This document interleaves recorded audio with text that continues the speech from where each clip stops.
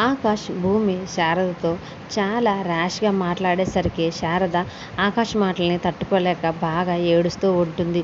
అమ్మ భూమి, వీడేంటమ్మా ఇలా ఉన్నాడు?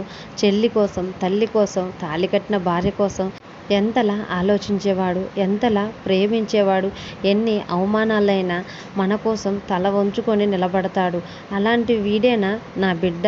అసలు వీడు నా గగనే కాదమ్మా అని శారద భూమితో చెప్పుకుంటూ చాలా ఏడుస్తూ ఉంటుంది. భూమి కూడా ఆకాశ మాటలు గుర్తు తెచ్చుకొని చాలా బాధపడుతూ ఉంటుంది. అవును అత్తయ్య, మీరు చెప్పింది నిజమే. ఇతను మన గగన్ కాదు.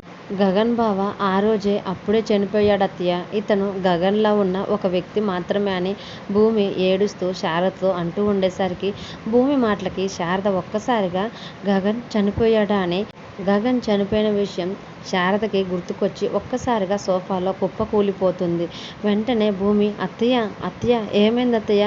కళ్ళు తెరవండి అత్తయ్య, స్పృహలోకి రండి అత్తయ్య అని భూమి చాలా ఏడుస్తూ ఉంటుంది. ఎంత ట్రై చేసినా కానీ శారద స్పృహలోకి రాకపోవడంతో భూమి టెన్షన్ పడుతూ హాస్పిటల్కి తీసుకెళ్తుంది. హాస్పిటల్కి శారదని తీసుకెళ్తూ ఉంటే శారద మాత్రం నాకు నా కొడుకు గగన్ కావాలి, నా కొడుకు గగన్కి ఏమీ కాలేదని కలవరిస్తూ ఉంటుంది.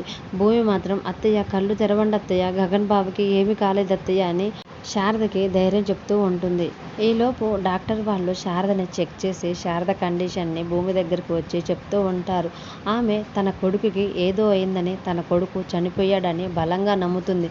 ఇప్పుడు మీరు ఆమె కొడుకు చనిపోతే ఆమె కొడుకును తిరిగి తీసుకురాలేరు కాబట్టి ఆమె కొడుకులో ఉన్న వ్యక్తిని ఒకరిని తీసుకువచ్చి ఆమె ముందు నిలబెట్టాలి. అప్పుడే కానీ ఆమె తన కొడుకు బ్రతికే ఉన్నాడని, తన కొడుకుకి ఏమీ కాలేదని బలంగా నమ్మి ఆమె తొందరగా కోలుకునే ఛాన్సెస్ ఎక్కువగా ఉన్నాయి.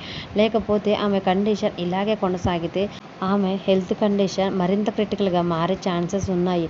కాబట్టి మీరు ఇప్పుడు చేయవలసిందంతా ఒక్కటే. ఏ కొడుకు మీద అయితే ఆమె తన పంచప్రాణాలను పెట్టుకున్నారో, ఏ కొడుకుకి ఆమె ఏదో అయిందని బలంగా నమ్మి ఈ స్థితికి వచ్చిందో ఆ కొడుకునే తీసుకొచ్చి మీరు ఆమె ఎదుట నిలబెడితే కానీ ఆమె మళ్ళీ మామూలు మనిషి కాలేదు అని డాక్టర్ భూమితో చెప్పేసరికి భూమి చాలా బాధగా ఏడుస్తూ ఉంటుంది. ఇప్పుడు ఆకాష్ని గగన్లాగా నటించమని ఎలా ఒప్పించాలి?